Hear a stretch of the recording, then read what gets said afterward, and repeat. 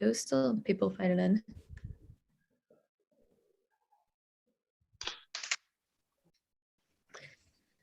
Right, it's 3 minutes past. I say we make just a wee initial start anyway. And I'll just give a quick introduction. So welcome everybody, and thanks ever so much for joining us for our first open discussion of 2022, and our first one in quite a wee while. So as you've seen on our little graphic or via our email there, it's going to be on the topic of upgrades, and we've got quite a span from the PTFS team that are with us here today. So we've got myself and Fiona from the sales team, John and Jake coming from the infrastructure, and Odd, Janet and Lucy coming from the customer services side. So I'll just hand over to Jake now. He's going to tell us a little bit about kind of a little bit of the background to our processes for upgrades initially. Yeah, hi, I'm Jake from the infrastructure team. So yeah, pardon me because I haven't prepared anything kind of structured or formal. I'm going to try and keep this as off the hoof as possible. But yeah, today we're kind of going to be talking about upgrades. We are currently kind of going through a bit of a process of looking at how we do things, and we have begun to make some changes, as you're all, I'm sure, aware. So there's a bit of a kind of a preamble as to how things were working kind of up until around November time. You would be contacted kind of by one of your account managers. They would arrange a date with you, and then that date would kind of get written in stone as the date that would be your upgrade date. And I mean, John has a bit more historical context than me. I've only been here since August, but I'm sure that probably worked quite well when there were 70, 80, 100 customers. But as we found ourselves growing, we found more and more that it would become quite difficult to maintain that. And, you know, certain customers would perhaps slip, depending on, you know, if they couldn't make their account meeting call for the year, or you know, for various other reasons. So we've kind of gone back to the drawing board a little bit and looked at things, and we've kind of come to hopefully what becomes a happy medium, which is whereby at the beginning of every year, we'll kind of go through all the customers, we'll look at when they were last upgraded, and we'll kind of pencil in a date that was around about the time that their annual upgrade happened 12 months prior. We'll then let you as the customer know, this is the date that we've come up with. If you want to move it maybe a couple of weeks either side, then that's fine. But we're kind of now becoming a little bit more structured with when we do these upgrades, mainly so that we can keep the systems up to date and secure, but also mainly so that we can continue to deliver you guys with the latest features. And yeah, that kind of sort of thing.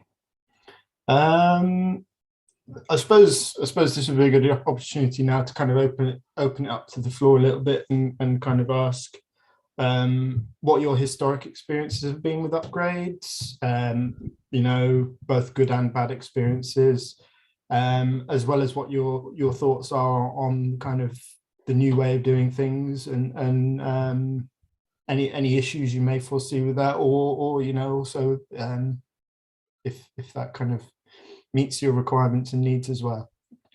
So yeah.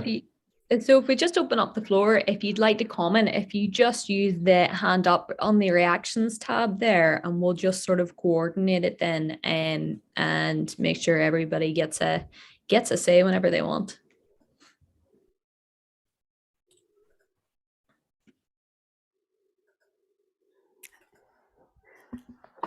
I think we've always been really conscious of the fact that if we think of dates, they might not necessarily fit in with your schedules or availability of staff, term times, exam times, all those sort of factors. So that was one of the drivers as well. If we sort of suggest dates up front, it means you get a good opportunity to come back to us with adjusting those dates. And don't miss a slot, you know, and that was another sort of driver as well, wasn't it? Really wanted to ensure that everybody does get their annual upgrade, as Jake said, to push through any new changes. So be interested to get people's feedback on that.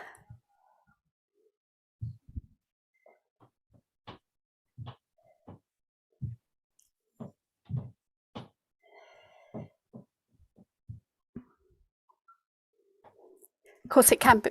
Oh, Kathleen's popped a message in the chat. Cool. Yeah. So I think that's a good point. Actually, is we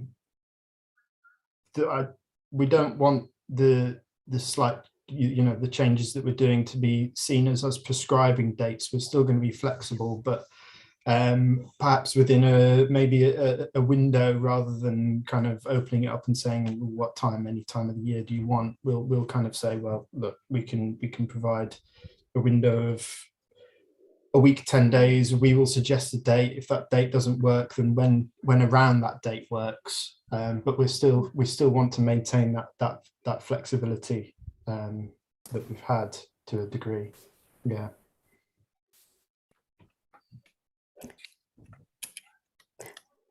I suppose other factors you can sort of think about as well are that if you have test servers, you know our processes are to send you out some testing documentation in advance so that you've got specific functions to test out and ensure that you're not so that we can identify any problems early on. And of course that requires you to, I suppose, allocate a resource and some time for that. So that's also another factor that might sort of designate when you might want to have your upgrade. I think we were wondering generally as a company how you might how you go about preparing. So I know we were thinking about this earlier, how you go about preparing staff for upgrades, and how you go about allocating people for testing.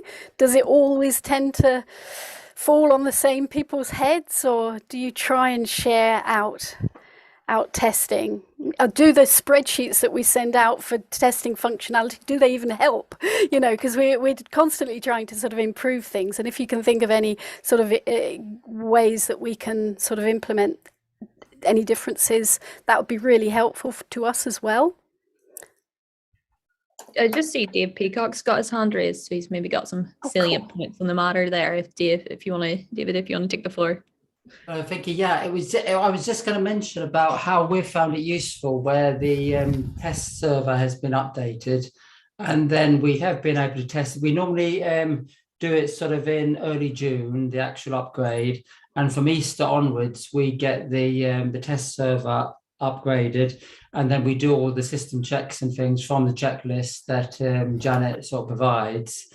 And we work from sort of Easter to sort of 2 or 3, well, sort of a month or so, working through those and checking. And there's a sort of two-way process there when things don't work, and Peter of us get back and fix various different things. And that's worked really well in the last 2 or 3 years. So, you know, that seems to be a good process. And the checklists are great, yeah. Obviously we get sort of like the acquisitions team dealing with all the acquisition type things, and the circulation team dealing with sort of circulation type queries, and then the teams that look at reporting, the people there, you know, have looked at, you know, so we split it up, and the actual members of staff who work with the system in those different areas and functions, like interlibrary loans and things like that, and that seems to work really well. And we get the experts to spend a few days sort of going through the checklist and doing it, and that's certainly the way that seems to work for us. And that's, you know, and it's been good since, you know, since we done it that way. I suppose the checklist, as specific as you can be, you know, the a reservation book, that sort of thing, and you know as much detail and around the scenarios that we can check. So because when you're in test, you have to sort of recreate those. That's part of the problem almost. You have to recreate the scenarios, like the reservations, and then the reservation lists and all that sort of thing, and you know, to do all that checking. But that's good, yeah. It's worked quite well, and of course the thing is more difficult because we're totally sort of self-service kiosks, is to test that. So we maybe have to take one offline for a few days, and then sort of plug it into the test SIP and try and work on that sort of side of it as well, you know. But that's the more tricky thing of that. But over the summer we're normally quite quiet, so we normally set aside one kiosk for testing, and we can do all that sort of thing, and that's worked well. But I would just say, you know, if you could give as much detail around the scenarios and the things that we need to test, you know, so we can try and replicate those on the test system, and it's worked really well. That's super helpful, David. And I think you're right in terms of having a very kind of structured approach from both ends. It's very much the kind of way to go about it.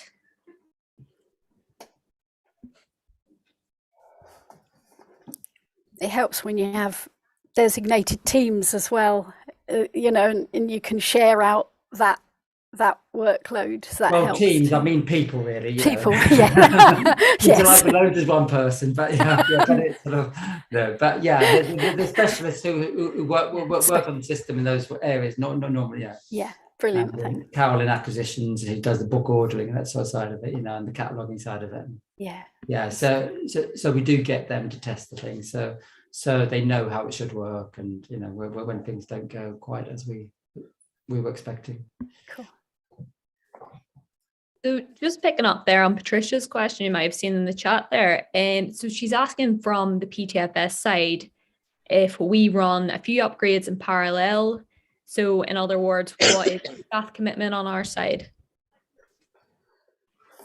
Well, it's me and John in technical, so we handle all the upgrades. I don't believe we've done any in parallel yet, have we? Since I've started, but it's certainly something that, yeah, we've got the capacity to do at time if needs be. But currently, I don't think we have enough customers to. We've got 365 days in a year, haven't we? So we don't have to do, or we don't currently need to do them in parallel. We certainly might have a few. We might have a few people testing at the same. Few sites testing at the same time, for sure, but we wouldn't necessarily and this new approach, isn't it? Yeah, this new approach that you guys have put, like sort of structuring the dates, helps to, you know, to not have many going on at the same time. Space them out. Just then to feedback as well, just if you're not having a chance to look at the chat as well, I think in response to David's comments, Raymond's just shared a bit of his experiences from the upgrades between moving to 17.11 to 18.11, kind of saying about how using checklists on a spreadsheet would kind of be helpful, just to kind of get the colleagues a bit more involved anyway, to summarize. And then further on from that, Kathleen's asking, why don't we upgrade to the latest release? Can't remember which version that they're currently on, but don't think it's the latest. Do you want me just to cover that? Yeah. So people upgrading now will get the latest release. That's 2111. There's 2 releases a year, one in November, one in May.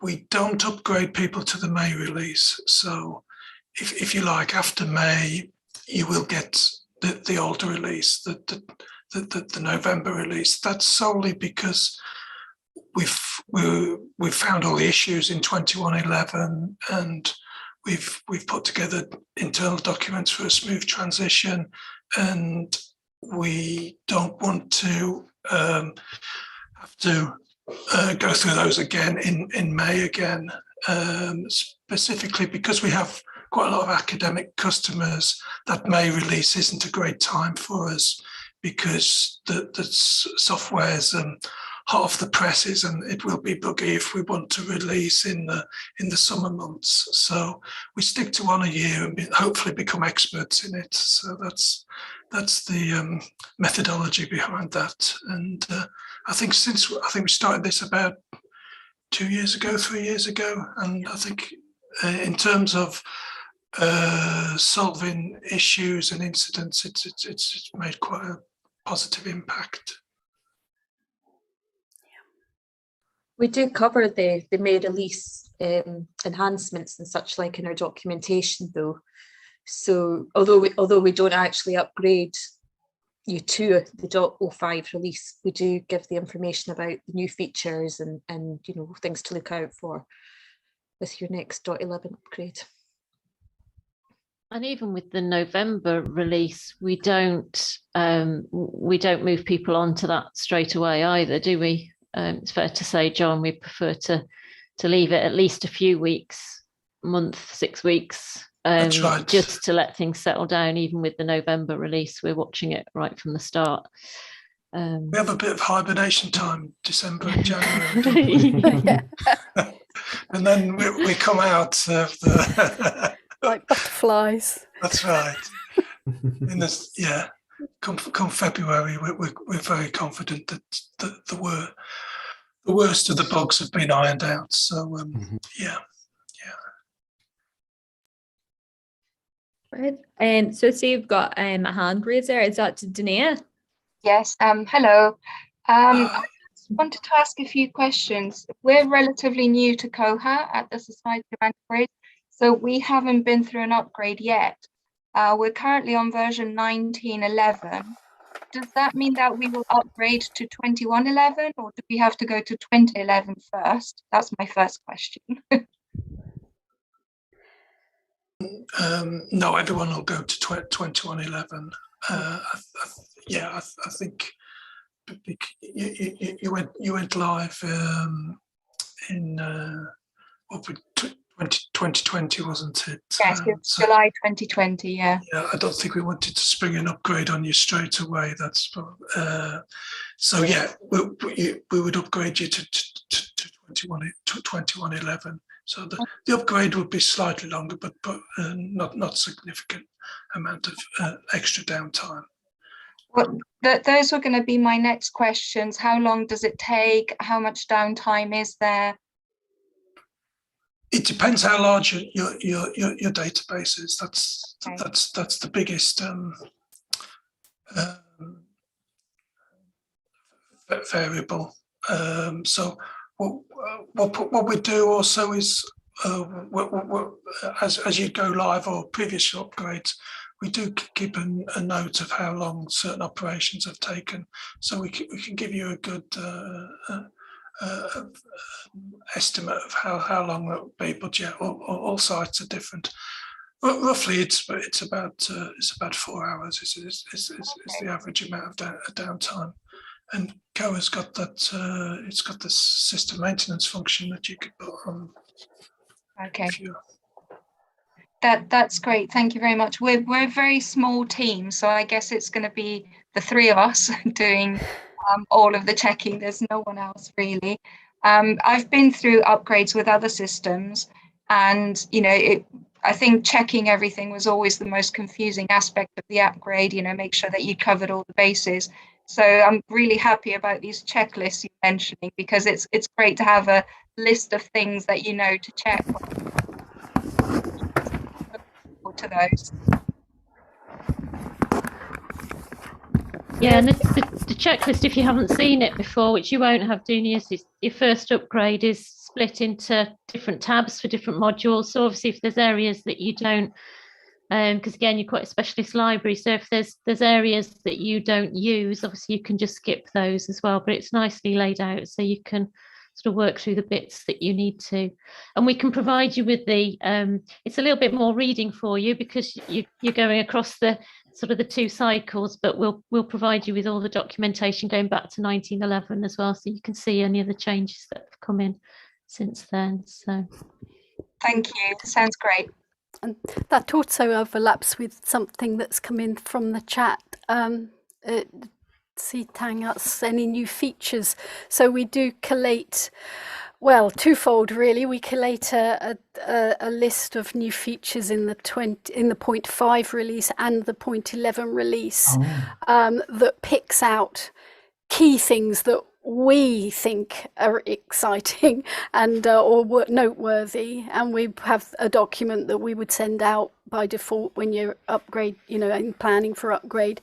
In addition, we're trying to put together some short videos as well, picking out a few of the highlights. In fact, Fiona has already preempted us with a rather nice what's on our mind that picks out a funky new feature that allows you to check and link authorities within the framework, which is a really nice one. So if you'd like to check that one out, because that sort of is a nice new feature that we can expect. I think it's 2105. I think. Yeah, 2105 it came out. So people upgrading to 2111. Okay. I'll pop the link here in the chat just if anybody's interested afterwards to take a wee look. That's great. I'm just got the chat open. I can see here that Ray has commented, doesn't the reluctance to move to the .05 suggest a lack of confidence in the COA QA process? I'm somewhat of a masochist and would relish being moved to the latest version available. My views may or are not shared by my UAL colleagues. So I think, if you don't mind, I'll just quickly address this one. We do actually have a few customers on 2105, and there are cases sometimes where we will put customers on the 05 release. So it's not that we don't do it. For example, to kind of name drop the TMC, the Manchester Colleges College, they're on 2105 because they found value in having the improvements that have come in the API. But generally, we'll stick to the .11 releases because, as John said, we internally can kind of become experts in those versions then, and we can kind of learn their quirks and also kind of provide quicker upgrades because we know what the process is going to be when that happens. If you want to add anything, by all means, Ray.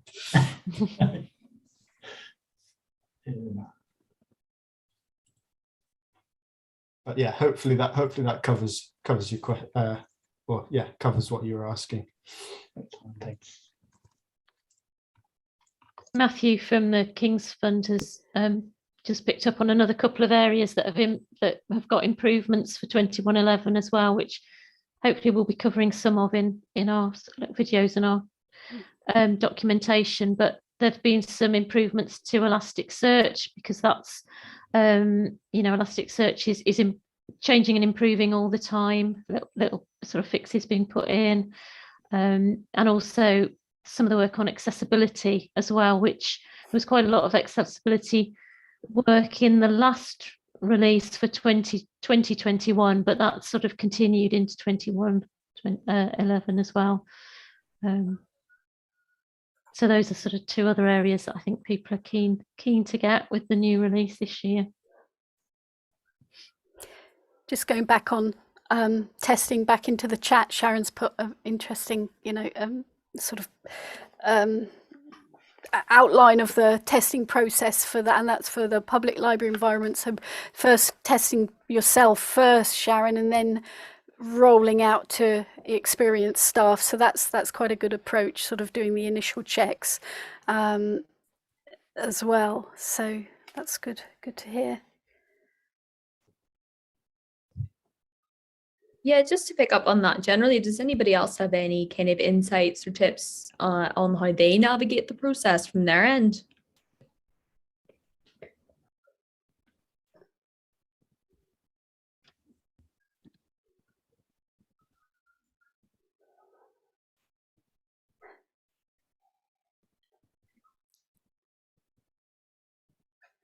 I'm happy to come in on that. Actually, it's Patricia here from the Irish Parliamentary Library. Well, first of all, I just want to say I think we've been through 2 upgrades now, Janet, maybe 3, and I just want to commend PTVS. I've just jinxed myself now, but it goes really smoothly every year. I know this year will be the exception to that, because I just said that. But because we're a parliamentary library and we have recess periods, we tend to prefer to do it over the summer when all the politicians are out of town, basically, and there's no impact on our systems if they go down. So, but one thing I have found, just to chime in with David as well, we have a very small team, so I tend to divvy out the tasks according to the relevant specialist in the area. But one thing I do is the list of features that you guys pick out, I pick out my own curated list of features again. So it might only be a handful of things. So really what I'm trying to say is, this is what's in it for you. So it gives them kind of an incentive to test it, because here's a great new feature that, you know, I think is going to be great for us. I mean, the big seller for us in the last release was, and John is familiar with this, the authentication piece using Shibboleth. So we were able to get all of our users authenticated on the OPAC without a username and password, and that works fantastically well. So so that was the big feature that I was using to sell. This new release will work for us because it's going to deliver this saving for us. So that seems to work for me. Is staff won't read a long list of enhancements or developments. They're just not interested, and they don't have time. They just want to know 1 or 2 things that are useful for them. And one last comment, just again to chime in behind Ray, this is something that's keeping me awake at night. The more we customize, the more difficult it is for us in terms of upgrades. And I suppose that's a question for you guys, is should I be keeping an eye on the enhancements? You know, for example, Janet, you helped us rebrand the OPAC recently. So is that something that I need to be aware of when we go to the next release? Not so much. I mean, when we've got branding that sits in the system preferences, the OPAC user CSS, even the OPAC user JS, we've got much more control over making modifications. And there was, I think it was 9. There was one particular leap where there were some core changes with how style, to do with styles and classes, and that was a little bit of an overhead for where there were big customizations. But I think in Ray's experience, we're talking mega custom work, which we've been really working with you at the University of the Arts to try and address that. Jake and Lucy are currently working on that with you guys. So I think you should be fine. But of course, we've got this for yourselves. We've got the staging server. So where sites do have a staging server, that really helps. Or a test server, staging server, so that we can identify any of those issues and then address them on the live upgrade. But it's increasingly resilient, especially with all the accessibility changes. I think it's just something we keep an eye on. I think if we were getting into a worrying area, do keep a list, yeah, with Janet. Yeah. We've got a spreadsheet. Yeah. Of features that we've added for customers. Yeah. So after the upgrade, we do run through those as a checklist internally because they're obviously red flags that every customization eventually will break. It's just it's just when and spotting it before. If you've got a test server, obviously we can spot it before we go live. If you've just got the production server, we run through that spreadsheet of features that we've changed for you or features we've added, and we do make checks on those to see if they're working as expected. Yeah, all the better though, isn't it? If you've got your own internal spreadsheet of changes that that have happened in the past or since you've gone live, that your own sort of red flags to make sure that you do check as well. But yeah, we have got internal checklists, haven't we, of customizations. And Ray has got his hand up. Yeah, we, as I said, we have quite extensive customizations. One of my experiences has been that we didn't manage expectations when we went to Koha, and I think this was a problem for us. We let our colleagues know that Koha can be made to do anything, and that has bitten us repeatedly. So what we're doing now, this upgrade, we're moving away from some of our very intense, I suppose you'd call them, customizations, to move more back into a traditional, it's going to be branded our OPAC still, but it's going to be more, it's going to preserve the standard core functionality. We're not going to move great swathes of the OPAC over to the left, away from the right, and down to the bottom, away from the top. But that has complicated our project, our upgrade, because we were looking at, well, I've been trying to get my own way with an advanced search and OPAC for about 4 years. And I was determined to push that through as part of this project, and at the same time move to Elasticsearch. As I've said, I have masochistic tendencies, but my colleagues don't share that. So we're splitting the project up into more manageable chunks. We'll move to 2111. Mine is some of our more intense customizations.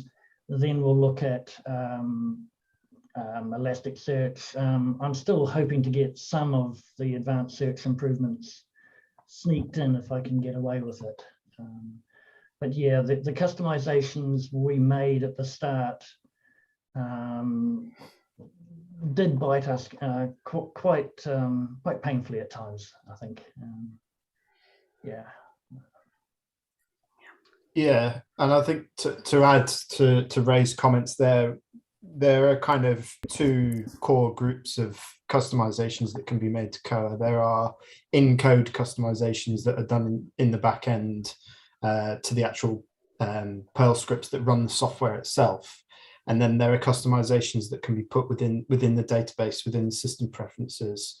And I think in UAL's case, there's quite a lot of customization actually in code, which we're hopefully, fingers crossed, going to move some of that away and move what we can into the system preferences. So Patricia, to kind of expand upon the answer that was given to your question as well, customizations that go into the system preferences are generally fairly simple to manage. Customizations that go into the code make upgrades a bit painful sometimes. Yeah. And I suppose the reason for that, Jake, is really because anything that's in the system preferences generally is being taken account of as fixes and new enhancements go through the development and quality assurance stages through the community, whereas anything that we've, obvious really, but anything that we've changed in the core code is on your system alone and isn't going to be taken account of in any testing and signing off. So you know, there's the potential always that something is going to break when you upgrade to the new version. Yeah, but we keep you know those those code changes should be happening really very infrequently, if at all. Yeah, really shouldn't they? And we do change manage all of the in code changes using a tool called Git. And that kind of change management is done fairly automatically, really. The system manages it mostly for us.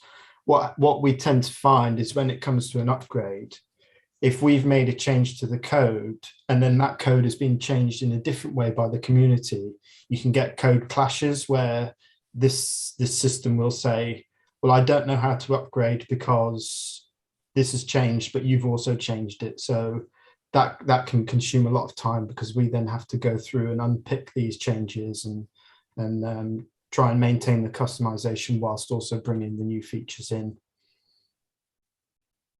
And just in relation to what we've just been talking about then, I've got a question that's come in from the YouTube live stream. Newcastle libraries are asking specifically about Aspen, and because they've adopted that as their OPAC, are there any implications for them specifically?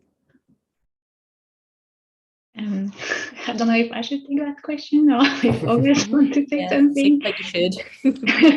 So it's a bit different for Aspen in terms of when Aspen gets upgraded. So at the minute, we've just been doing Aspen upgrades in the background.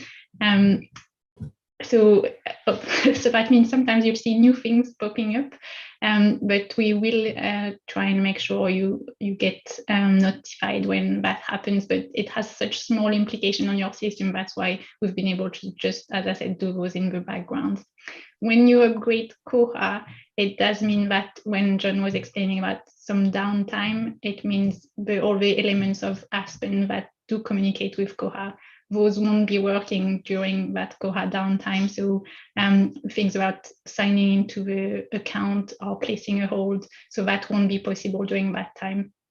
So even though Aspen is not the Koha OPAC, when you get your Koha upgrade, you'll still need to put a message on Aspen to say, we're upgrading our system, please bear with us, that sort of thing.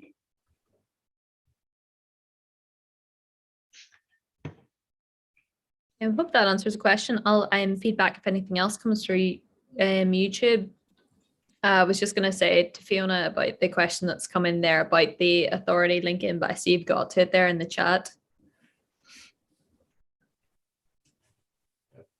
Nathan makes a good point as well in the chat as well, saying that it's important to be aware of other systems in your institution that are interoperating with Koha.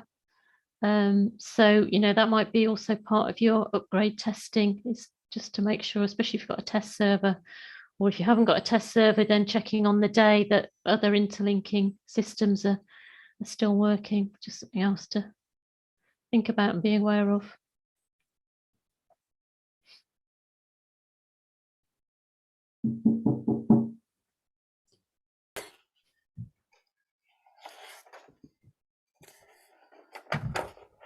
Yeah, I think that relates back to what David said earlier about testing on the self-issue machines as well, as part of that upgrade, because there's only so much we can assist with. Obviously, that kind of thing we can't, because the machines are in your library. So it's important just to have an internal list of all your own checks, as we said before as well, and just make sure that you give that some time during the upgrade process. I had another question for everyone, and it's touching on what Patricia was saying when she talked how she, from the list of new features we send her, she kind of makes her own list to tell the wider team. So my question to you is more, how do you make your teams, especially when some of your services are quite big services, so you won't involve everyone in the upgrade. So how do you make everyone else aware of the changes in the new version? And do you have any tips for other libraries going through that? Is that for me specifically, or just to check? No, sorry, it was for everyone. For everyone, great. Okay.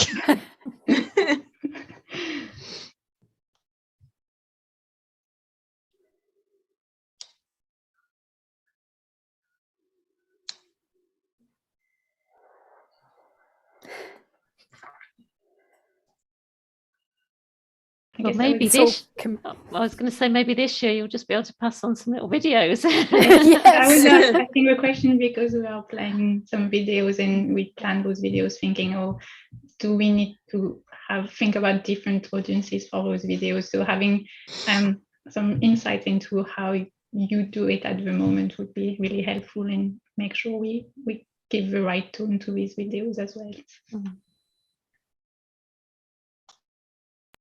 Mm.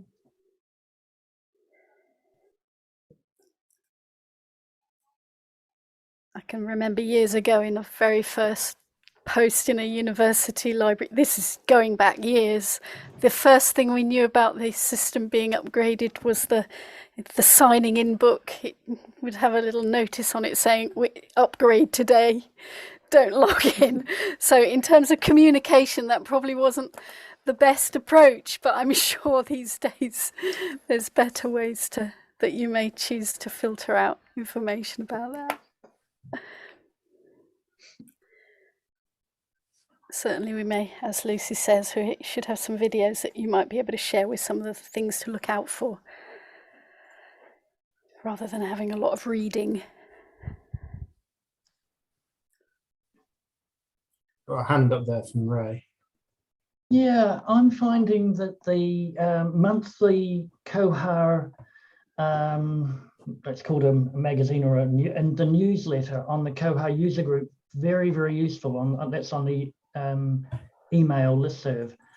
It's quite often got tips and tricks, some from Bywater, some from PTFS, of course. I'm finding it very, very useful. I think we were asked before about how do we find out about all the new functionality. We jumped 4 versions from 18.11 to 20.11, and we're still stumbling across new things now. I'm finding Koha is so big that you just, it's just such an enormous product that can do so much that you suddenly think, oh, I didn't know it can do that. And you just get on and have a look at it if you like it, and try and get it in. And if you don't, you can move on. But it is a very, very big product. I used to work with a very traditional system and was involved in the user group, the international user group. And we got 5 or 6 customer enhancements per year. That was it. If you didn't like it, you could raise a request, and it would boil down to the user group arguing with the product manager for the 5 or 6 that he was prepared to get his developers to work on. It's such a different model, this open source, very, very different.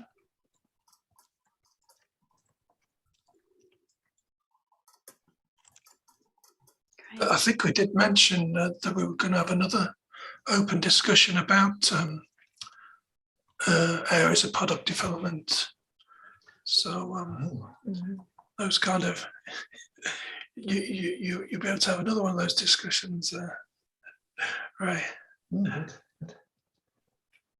But yeah. No, I keep stumbling over things I've never spotted before. I think that's true for us all, though, John, isn't it? We're always kind of sharing. Oh, did you know about this? Especially when the new versions come out. Certainly I'm looking at things maybe differently in the sales team than what the customer services team do. So we're all continually sharing between ourselves as well, and always stumbling across new things.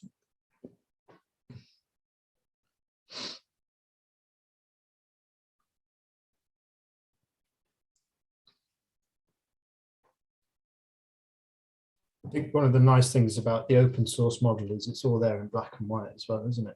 So if you can kind of if you see something that you think would be an enhancement or a bug and you suggest it, it's not just you that gets the fix or the enhancement. It's not just PTFS customers. It's kind of Koha users right around the world that kind of benefit from your foresight, and likewise, features, enhancements, bug fixes that someone else has thought up of and put the time into developing gets shared back out to the wider community. So yeah.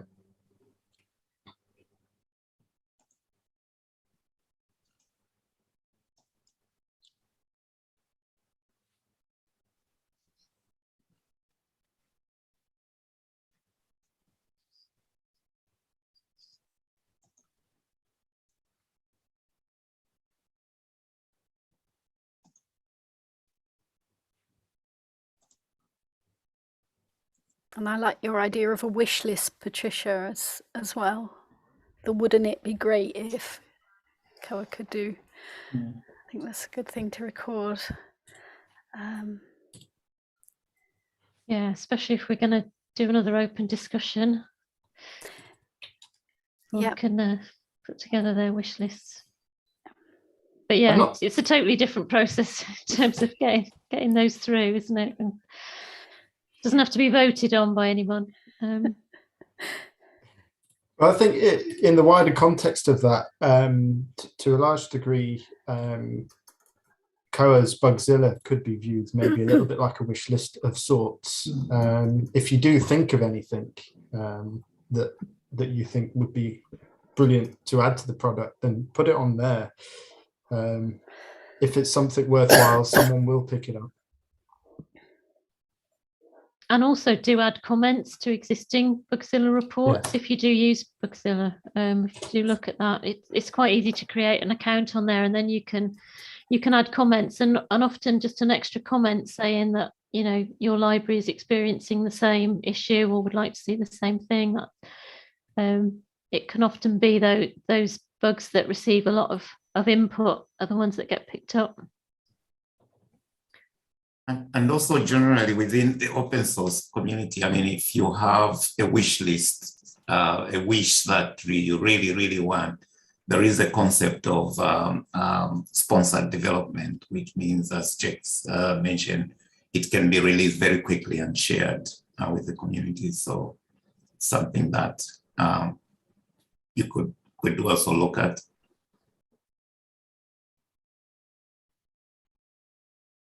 Yeah.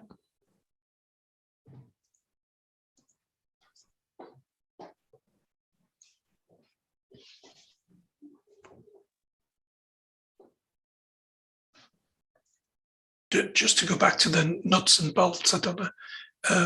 I know a few of the users during the upgrade that they use there is the OPAC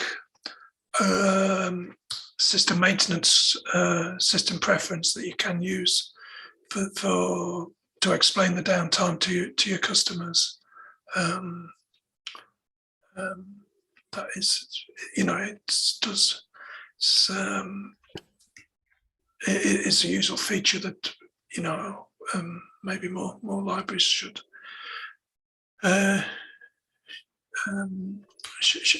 use, just to explain to your users what's going on, and the likely and then pass on that time of downtime coverage period to them. Yeah, that's a good point. With a preliminary of maybe using a timed news item on the lead up, saying on, of course these days probably the majority of you would do that by Twitter or something like that, but you've got Koha News as well, as I'm sure you're aware that you could use to promote that in advance.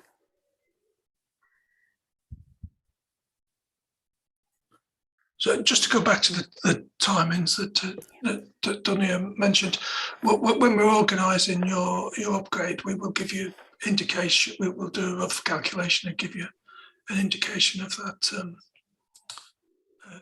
downtime period via email correspondence.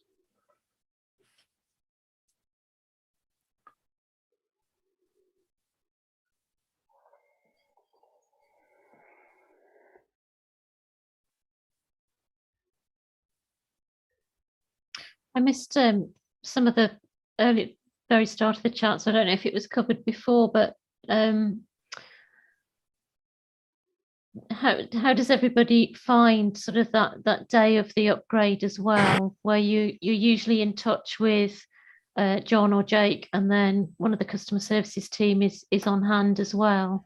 We try to address initial issues sort of directly by email, but then sort of moving issues onto the help desk as soon as possible is also a really good idea, because then everyone has lots more visibility, you know, just in case whoever's actually directly dealing with your upgrade is suddenly unavailable for whatever reason. So we do try and sort of answer initial questions, but, you know, very, very quick questions that, you know, where there might be issues straight away between the people that are doing the upgrade for you. But then if you can put extra issues going forward, perhaps from that afternoon or certainly from the next day through onto the help desk, it means those are logged more clearly as well, and anyone can pick those up. So that does help as well. Yeah, and it's not that we're trying to get rid of you or anything. It's just better that things go through the help desk. Yeah, and I was going to say, Lucy, also another advantage of doing that is that there's a wider team of us that are more aware of these issues in case they arise again. Yeah. You know, they're not just kept in an individual's email inbox. You know, they're on the help desk and go, oh, I remember this coming up before, and, you know, finding that ticket and dealing with it that way. So it's got that benefit as well. And even and hopefully preempting it from occurring for the again, next upgrades as well. So everything we learn from an issue that's recorded, hopefully we do learn from it and are able to spot it in advance for future upgrades, which is something we try and incorporate. So that's good. So Matthew gets them all, because I think you said earlier, didn't you, in the chat, Matthew from King's Fund, that you're always keen to go early. But it does mean that you're one of those that finds the early bugs. Yeah, we've got such a small library, and it's really, we only use a few of the modules. So I'm very, very happy to go early. Hopefully it helps you test things out as well before tackling some of the more complex and larger libraries. And yeah, we've probably done about 9 or 10 upgrades now with Koha. Never been an issue. I remember previous systems be like a 2-3 day process. But even from the first one, it's been so straightforward. I think from the early days, I had a lot of codes written in the Perl modules as well. We've wrinkled all those out into system preferences, apart from one little bit now. So essentially, we have the process is very smooth for us, and yes, we're happy to go as soon as you're ready to implement the latest version. We're keen to upgrade. Yeah, brilliant. And you're always a really diligent tester as well. Brilliant. Yeah, we've got quite defined roles, so everyone knows which areas they're responsible for, and when we use your checklist, well, we're able to grey out probably half of the areas you indicate because we just don't use them. That's great.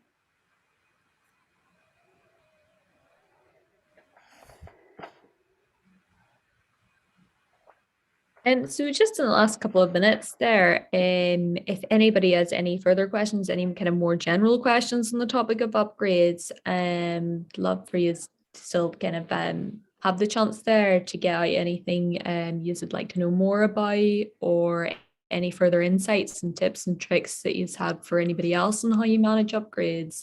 So feel free to raise your hand or pop something into the chat, whether that's in the YouTube live stream or just in the Zoom chat box there.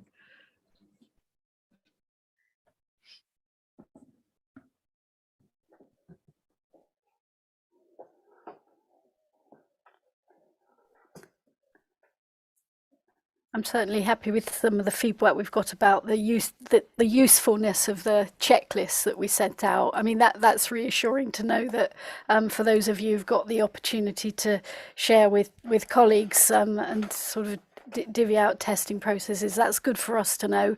We're happy for any of that type of feedback. You know, if there's other improvements that we can do on the documentation front, you know, just let drop us a line. But from my point of view, that's really good to know from some of the responses we've had through in the chat and so on from what you've said. So thanks for that.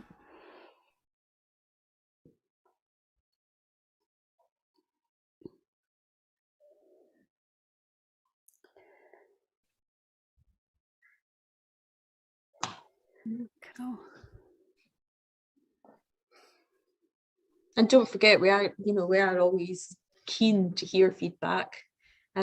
So any sort of any feedback you have at any time, not just on upgrades, but on anything else, don't be shy and telling us about it. Yeah. We thought it was a good topic to pick at the beginning of the year, especially with launching our new program, our new sort of way of organising from our side. So it all starts here, really, upgrade wise.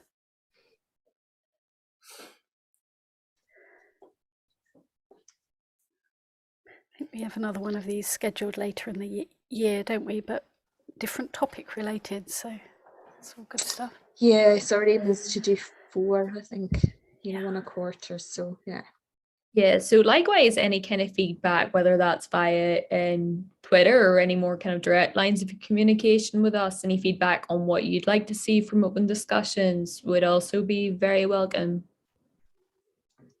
Yeah, definitely, because we want these open discussions to be, you know, as useful for you as they can be. So if there's any specific areas that you would think would be a good topic, do drop us a line, because we're always looking for ideas and exploring what we can discuss in our next sessions. So yeah, please do.